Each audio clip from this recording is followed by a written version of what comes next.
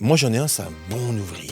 Franchement, c'est un bon ouvrier. Mais putain, mais il a pas de cerveau. Moi, je pense que c'est le métier le plus compliqué au monde. Je me suis retrouvé avec plus d'1,5 million d'euros de chiffre d'affaires. Je me suis retrouvé en montagne, dans des chalets, à 50 millions d'euros. Là, vous passez pour des cons, franchement. Le bâtiment t'arrête. Tu vas vendre des tomates sur le marché, tu vas faire ce que tu veux, mais tu fais pas le bâtiment. Le bâtiment, c'est dur. C'est un métier compliqué. C'est très très dur. Faut être concentré. Tu peux être un bon manuel, un bon artisan, puis tu peux être très con. Et j'en ai vu des très cons, franchement. Alors moi je m'appelle John Cochet, je suis entrepreneur depuis quasiment presque 30 ans. Moi je me suis mis à mon compte en 96 et j'ai pas eu de guide. D'accord. Je me suis débrouillé tout seul et j'ai appris tous les codes du bâtiment complètement tout seul, en me démerdant, en prenant des coups et des coups et des coups et des remarques surtout. Et aujourd'hui, j'ai une quinzaine de salariés, on fait quasiment 1,5 million d'euros de chiffre d'affaires. Je suis dans l'agencement très haut de gamme, je suis rentré dans ce créneau parce qu'à la base, je suis un couvreur-zingueur, charpentier, et du coup, je suis rentré dans l'agencement complètement par hasard. Et puis maintenant, on fait 50-50 en chiffre d'affaires. On fait de l'aménagement très haut de gamme vieux bois, on est spécialisé dans le... Donc j'ai vu pas mal de trucs, j'ai vu un paquet de trucs, j'ai appris tous les codes. Ça a été compliqué, mais c'est une aventure exceptionnelle, c'est super, c'est gratifiant, c'est génial. J'ai fait des agencements de fous, on est à 50 000 euros le mètre carré, en vieux bois, on a fait des trucs magnifiques, de la charpente, de la couverture. Il y a deux artisans, il y a l'artisan qui va faire le gros œuvre, le hors d'eau hors d'air, il faut que ça soit hors d'eau, il faut pas qu'il pleuve dans la maison, et le hors d'air, il faut que les fenêtres soient posées. Donc ça c'est le gros œuvre, c'est le hors d'eau hors d'air, on appelle ça. Et après tu as le second œuvre, c'est tout ce qui se passe dedans après, tu vois, placo, électricité, plomberie. Et donc du coup, moi comme je suis rentré dans l'intérieur aussi, comme je fais de l'agencement intérieur, donc voilà, j'ai dû apprendre tous les codes. Et codes de dingue. T'as le carrelage, t'as l'électricité, t'as les plombiers, t'arrives, tu fais de l'agencement bois, vieux bois. C'est un métier exceptionnel, hein. C'est très gratifiant. Tu fais des beaux chantiers, c'est magnifique. Mais par contre, waouh, il y a des règles, il y a des lois, il y a des respects. T'en vois quelques-uns direct, tu sens que ça va pas marcher. Et d'ailleurs, du coup, aujourd'hui, c'est quoi, toi, qu'est-ce qui te fait vibrer, du coup, dans l'artisanat maintenant, après ces 30 années de métier? Aujourd'hui, donc, j'ai fait ces 30 ans d'artisanat. J'espère que je vais faire passer le bébé soit à mon fils ou soit à quelqu'un. Moi, j'ai fait le tour. Puis là, je veux transmettre, mais je veux transmettre pas que mon entreprise, je veux transmettre mon expérience à tous les artisans ou à tous les jeunes qui vont se lancer, parce qu'il y a tellement de subtilités qu'il faut savoir, et mieux t'es armé quand tu démarres dans le bâtiment, mieux c'est. Je rappelle, je le dis souvent, quand tu as fait le métier du bâtiment, alors en second œuvre, je t'en parle même pas, c'est l'élite. Quand tu as coordonné l'élite du second œuvre, tu es le champion du monde. Moi, je pense que c'est le métier le plus compliqué au monde. Parce que j'ai côtoyé, j'ai discuté.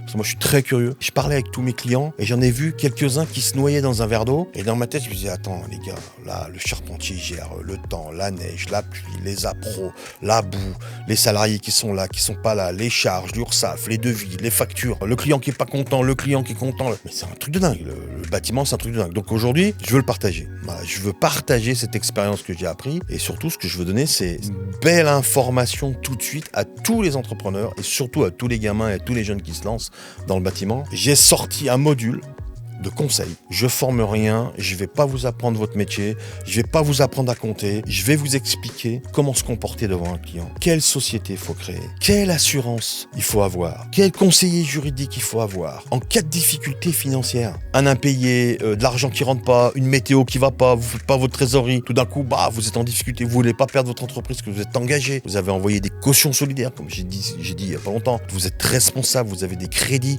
donc vous voulez pas que ça bascule. Il y a tout un système qui se met en place, que l'État a mis en place, c'est le redressement. Avant la faillite, il y a plein de choses qui peuvent se mettre en place, la sauvegarde, le mandat ad hoc. Ça, j'explique exactement ce que c'est réellement. Qui il faut appeler, surtout, je vous donne les clés de qui il faut appeler très rapidement quand ça merde, qu'il faut vraiment très très vite mettre en place. Et après, je vous explique aussi, l'artisan, c'est quelqu'un qui est tout seul, qui est seul. Et très souvent, on parle de la solitude et de la détresse de l'artisan. Vous avez une vie de famille, très important. Vous avez des enfants. Donc dans ce module de conseil, il faut vraiment que vous regardez, faut vraiment l'acheter ce module, il faut vraiment aller regarder, parce que franchement, vous allez tout savoir et tout comprendre de A à Z, ce que c'est un artisan et les difficultés d'être un artisan. Toi, John, qu'est-ce qui t'a le plus frappé chez les artisans qui se lancent et derrière qui se plantent dès la première année? Ma vision sur les artisans auxquels on donne pas beaucoup d'avenir, c'est vite vu, hein. C'est les gars, ils arrivent avec des camions pourris, tout défoncé, ils n'ont pas d'outils, ils sont pas propres, les chantiers sont dégueulasses, Ils fument sur les chantiers, ils boivent, ils n'ont aucun respect du client, aucun respect du chantier. Ça se voit très très vite. Moi j'ai une petite anecdote, je rentre sur un chantier, j'ouvre les portes du fourgon, client, il regarde, il voit dedans, et un jour il m'avoue, il me dit John, tu sais pourquoi je travaille avec toi? Parce qu'un jour vous êtes venu me faire une bricole, t'as ouvert les portes du camion, le camion s'était rangé, il y avait des outils, vous avez tout le matériel, vous avez tous vos outils, c'est propre, le chantier il est propre, et ça moi c'est ce que je regarde en premier. Tu parles souvent de responsabilité totale. Qu'est-ce que ça change dans ta façon de penser ton métier? Alors la responsabilité totale, c'est très très important. Attention, vous êtes des entrepreneurs qui engagent une masse salariale sur des chantiers qui sont pleins de dangers. Oh, c'est un truc de fou. C'est comme si vous étiez un général d'une armée et que vous envoyez des gars à la guerre. C'est pareil, putain. Le chantier, c'est pareil. Il y a des échafaudages, il y a des trous, il y a des trémies, il y a des dangers, l'électricité, c'est pas tout raccordé. Il faut bien prendre conscience que vous allez sur un chantier. Faites attention. Tout est dangereux, tout est danger. Et puis surtout, vous êtes entièrement responsable de vos actes. S'il y a quoi que ce soit, quand vous allez au tribunal, c'est monsieur le gérant qu'on appelle, pas votre copain ou votre conseiller, ni votre femme, ni votre ami. C'est monsieur le gérant, John Cochet, le gérant de la société, c'est John Cochet qui est au tribunal. Il n'y a personne qui sera avec vous, vous verrez. Personne n'est avec vous. Il y a beaucoup d'artisans qui rêvent un peu d'indépendance, de se mettre à leur compte, etc. Toi, quand est-ce que tu as compris que l'aventure de l'entrepreneuriat, ça ressemblait pas vraiment au rêve de l'indépendance que tout le monde se fait? On comprend très vite qu'il y a un engrenage qui se met en place, on comprend très vite qu'il y a un chiffre d'affaires qu'il faut faire, et on comprend très très vite qu'avoir un salarié, des salariés, c'est une spirale infernale. Il y en a qui le vivent bien, il y en a qui le vivent moins bien, mais non, t'es plus un homme libre. Dès que t'es un artisan, t'es plus un homme libre. T'es un homme soumis. T'es soumis à tous les gens qui t'entourent. Tu es dépendant de tous les gens qui t'entourent.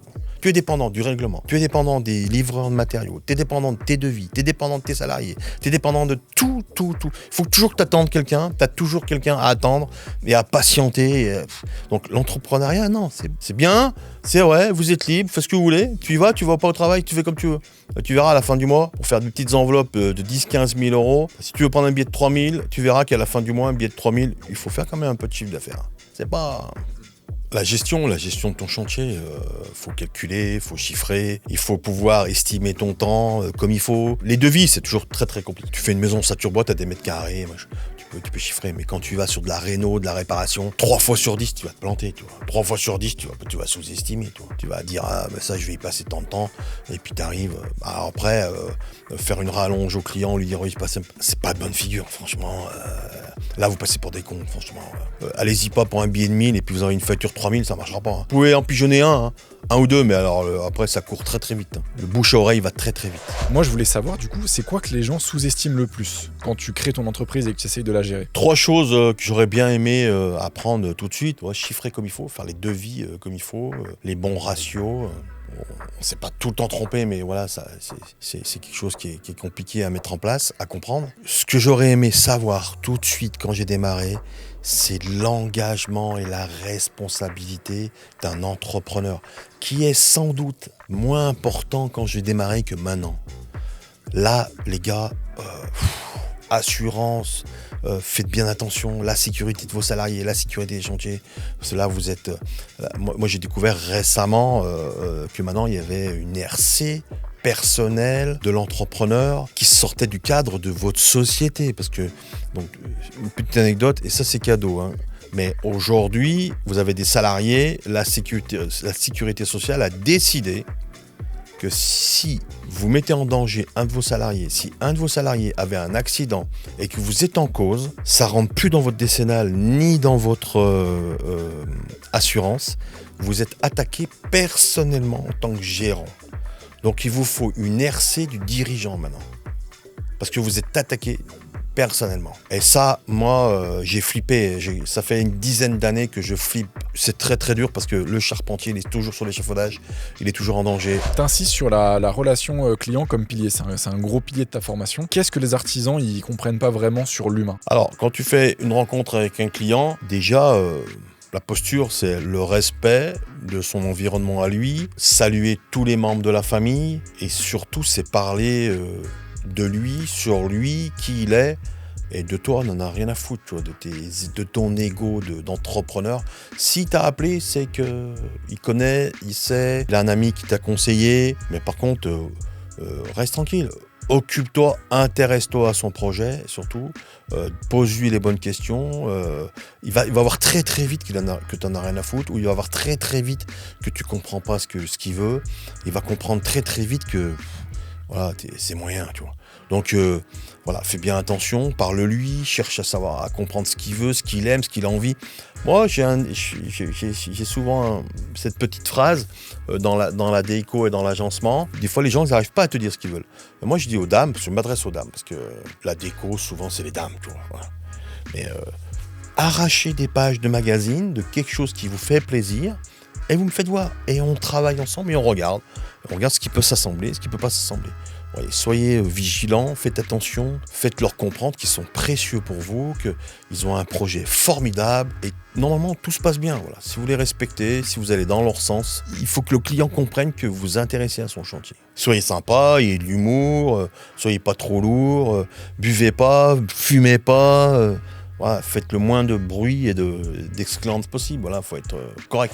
Alors ça, c'est une question un peu taboue, mais du coup, à quel moment un artisan devrait demander de l'aide? Alors l'artisan, le problème de l'artisan, il y en a beaucoup qui ont un ego un peu surdimensionné. Il y a des très bons artisans qui travaillent très très bien. Et puis ils ont fait, d'un coup, ils ont fait un beau chantier et ils ont la tête qui gonfle. Moi, j'en ai vu un paquet qui arrivait sur les chantiers. Poussez-vous. Moi, j'ai fait une belle toiture. Ouais, ok, c'est super.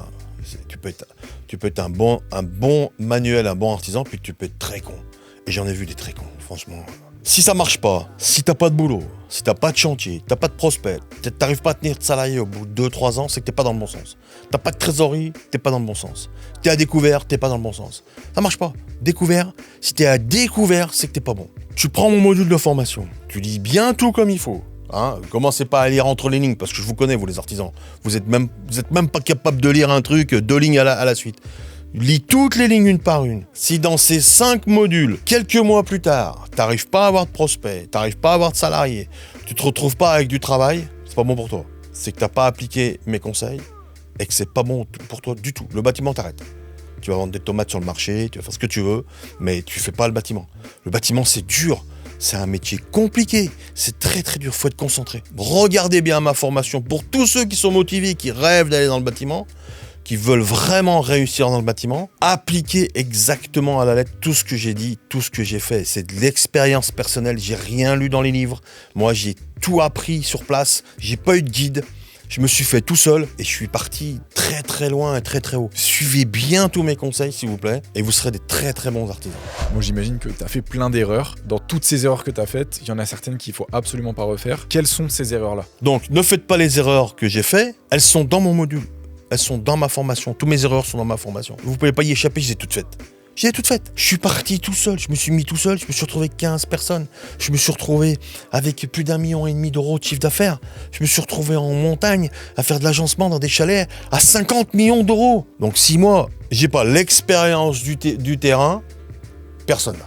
D'après toi, c'est quoi le truc qui ne peut pas être anticipé quand tu crées ta société et que tu dois apprendre sur le tas en fait parce que tu n'avais pas du tout prévu cette situation? La difficulté de se lancer et de se mettre à son compte quand ça commence à marcher, une fois que tu as appliqué tout ce que je t'ai dit dans mes formations. Non, je rigole. C'est l'embauche du premier salarié. L'embauche du premier salarié, c'est 15 jours, un mois, une nuit blanche. T'es dans le doute pendant un moment, tu vois. T'es en progression de chiffre d'affaires, t'es débordé, t'arrives plus à avancer. Et là, tout le monde te dit « Oh, je faut embaucher !» Facile d'embaucher avec la bouche, tu vois. Mais t'embauches qui? Quoi? Comment? Quelle expérience? Quel salaire il faut lui donner? Ça, c'est une des épreuves les plus compliquées d'un entrepreneur, c'est embaucher son premier salarié. Ton premier salarié, tu choisis rien, t'as déjà un coup de chance qu'un gars vienne te voir et éventuellement répondre à une annonce ou du bouche à oreille. Et puis le mec il te raconte ce qu'il veut. Ouais, je suis ci, je suis là, je suis ci, je suis là. Mais après, il faut le prendre, tu l'embauches. Tu construis rien du tout, tu encaisses, tu prends les salariés et puis tu les testes.